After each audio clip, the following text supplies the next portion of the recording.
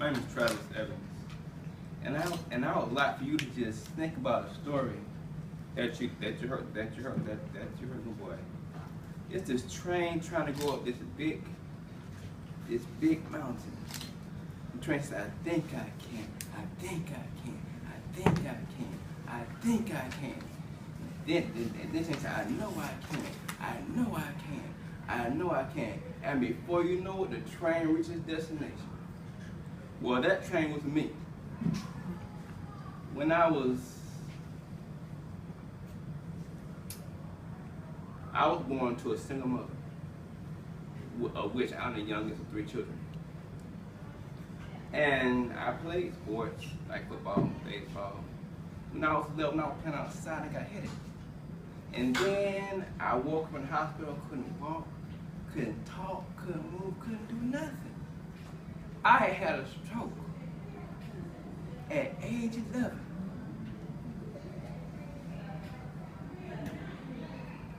I came back quick from that, but I had several strokes until age 13.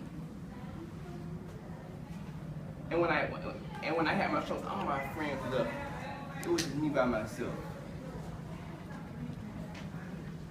And after that, I went to high school. Now I was being picked on. So then I started to cut myself with knives, trying to kill myself. Because I was so depressed. I was so down and out. But when I got to college, I realized that I was important. I finally saw there was a power inside of me that was able to overcome any obstacle that came my way. You see, life is hard. You're going to have problems in life. But it's how you look at it. Do you see the glass is half empty, half full? Then I went to college and I had to take remedial classes. But as I was taking those classes, I thought about learning to walk. How it was painful when I that first step. But without going through that pain, I would not be walking today. And I can say to you today, that same power that's in me, it's in you too. I don't know what you're facing in life. I don't care how it looks. I don't care. I don't care what you're going through, how it looks, the pain you're going through. You can make it. You may not make it the first time, but you're going to make it. You're going to make it. When that problem comes to you, say, come on, I'm ready for you. Just take your stance and get ready, and knock it out. Because you are victorious. All of you are victorious. All of you have a power inside you to overcome any obstacle that comes your way. You are victorious. You are victorious. You are victorious. Good morning. My name is Marcia Robinson, and I'm going to be talking to you today about facing life's challenges. I was born in London, England. I'm the eldest of 6 children. And when I was 6 and a half, we relocated to Barbados. That is the birth home of my parents. I was born with high myopia, which just means that I was born very nearsighted. So I started wearing glasses when I was 18 months old and continued wearing them until my early teens. It was very difficult in elementary school because I was teased quite a bit because of my very thick glasses and my large eyes. However, at home I had a wonderful home life. My parents were loving and nurturing, and they provided for us a loving home and one filled with laughter. In my mid-teens, I was able to be fitted for contact lenses, so that drastically changed my social life. I became very sociable and gained lots of friends and was involved in lots of activities. At age 25, my family and we relocated to Atlanta, Georgia, and our life in the USA began. about a year and a half later, I got married, and from that union, we had a beautiful daughter who's here in the audience with me today. Thank you, Carolina. And life was good. But how many of you know that life challenges comes knocking at your door? 4 years later, my marriage ended in divorce, and I was struggling to put my life together emotionally. Time went on, and I was able to gain a good job in business, and I bought a new car, and I was a homeowner, and I was finally taking control of my life. However, in 1995, on my way home, and subsequent to that, my family, in that year, we were planning to go to New York for my cousin's wedding, and we were very excited about it.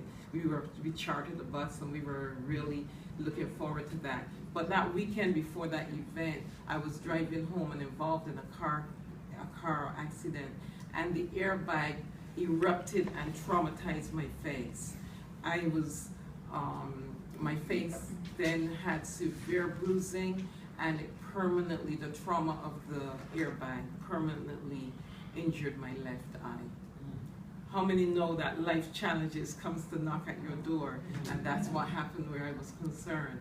So now I was visually impaired, but in denial of my vision loss. I did get surgery in the right eye, and that surgery was a success and compensated for the injured eye. However, 6 months later, I started to lose vision again, and my vision declined. From that time on, I went into full-blown denial. I pretended that I could see. I drove when I shouldn't have been driving, but God spared my life many times. I pretended that when I would go out, I pretended that I could see. I walked away from my family. I only went out with my family or with a friend. But when I was out, I walked by myself, and if I bumped into somebody, I'd just apologize, and they would look at me with annoyance because I didn't carry a cane, because after all, I wasn't blind.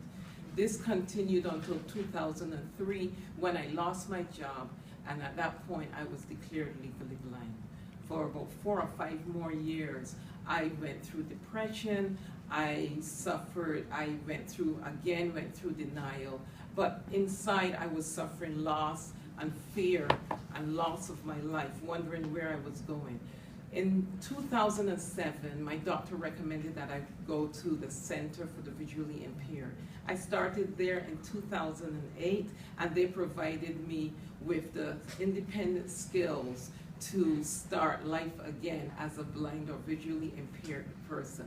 It was a difficult road. I went in kicking and screaming, but I am so thankful that I was able to go through that process. Since then, I worked for 3 years at Dialogue in the Dark, and I became a tour guide leading sighted people into the dark. And as time went on, I am now the first vice president of the Cobb County chapter of the NFB. I am a disability advocate, and I have also formed a new business called the Motiva Center for Empowerment, Changing Lives, Living Change, which focuses on helping people with disabilities, specifically those who are blind or visually impaired, to know that they can make it in life. I'm here to tell you that no matter what life puts forth for you, no matter what challenges you have, you can still make it. In conclusion, I'd just like to say to you, no matter what your challenges are, never let your challenges determine what your future will hold for you. Secondly, I'd like to say, no matter how much eyesight you have, or how little eyesight you have, don't let that determine what your future is going to hold for you.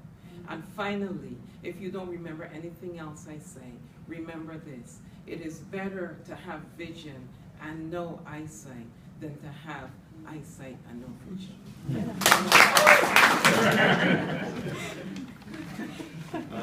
Good morning, everyone. Good morning. The title of my story is Mr. One of a Kind.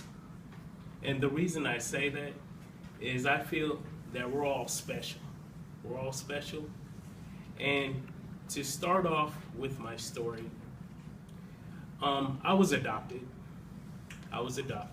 And thanks to my adopted mom, I owe her everything. I didn't know where I was gonna be, but I didn't understand why I had a disability. I would always talk to my mom and say, did I do something wrong? Did God say, you're gonna have a disability because you did something wrong? And she said, no, baby, you're one of a kind. God does things for a reason. We're here on this earth for a reason. We don't know what it is, but when it happens, it's gonna happen. As a young child, I had to wear braces all the way up to my chest. I was walking around like a robot. The kids would make fun of me and everything, but I knew in the back of my mind that I had a purpose. I didn't know what it was at the time, but I know I had a purpose. I would want to feel sorry for myself, but I didn't, because I know I had a purpose. Going to school, it was kind of difficult. The kids would pick at me and things of that nature. And I would come home and I would cry like a baby, and tell my mom, I don't want to go back to school because the kids would make fun of me. I said, what am I doing wrong? She said, baby, you are not doing anything wrong. Like I told you, you are my one-of-a-kind baby. You gonna make it. Okay. This went on for a while, but I knew I was gonna make it. I went to public school with the kids and everything, people making fun of me or whatever, but I knew that I was gonna make it because God had a plan for me. God has a plan for all of us, and we don't know it. Sometimes it's gonna happen when it's supposed to happen.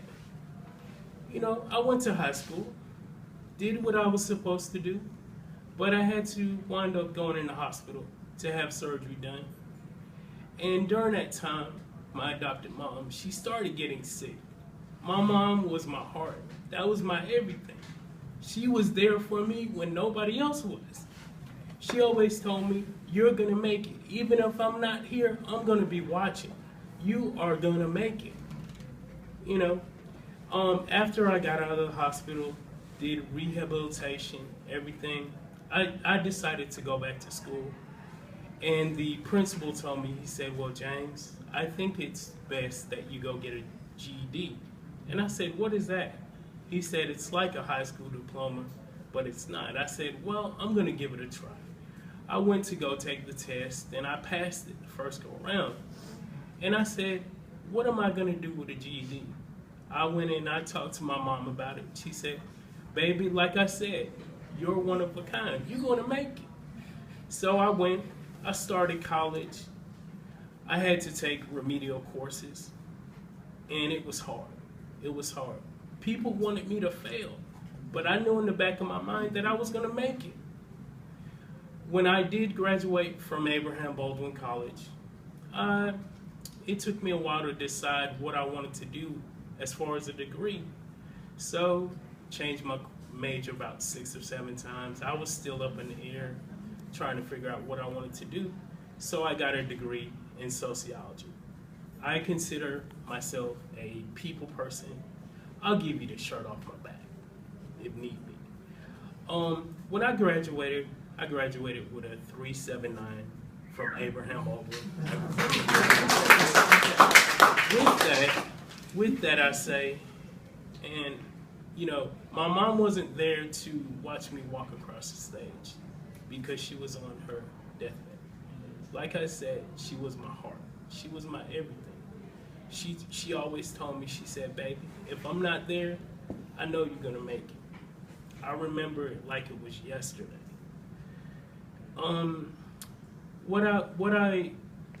How I was able to cope, I knew that there was a light at the end of the tunnel. We all have a disability, whether it's minor, major. Sometimes we don't even have a disability, but we all have struggles in life, and we have to be willing to overcome. And, like I said, I'm a people person. I love helping people.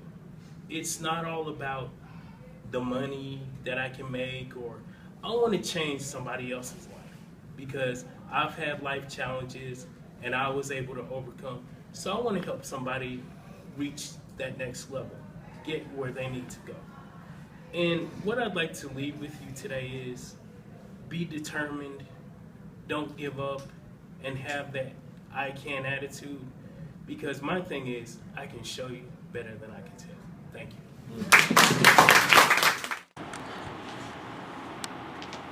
Thanks to all the Respect Institute participants, especially the ones who shared their story. For more information on the Respect Institute, please visit their website at www.respectinternational.org. For more information regarding future sessions at Disability Link, please contact Linda Pogue at 404-687-8890, extension 114, or email greenpogue@disabilitylink.org.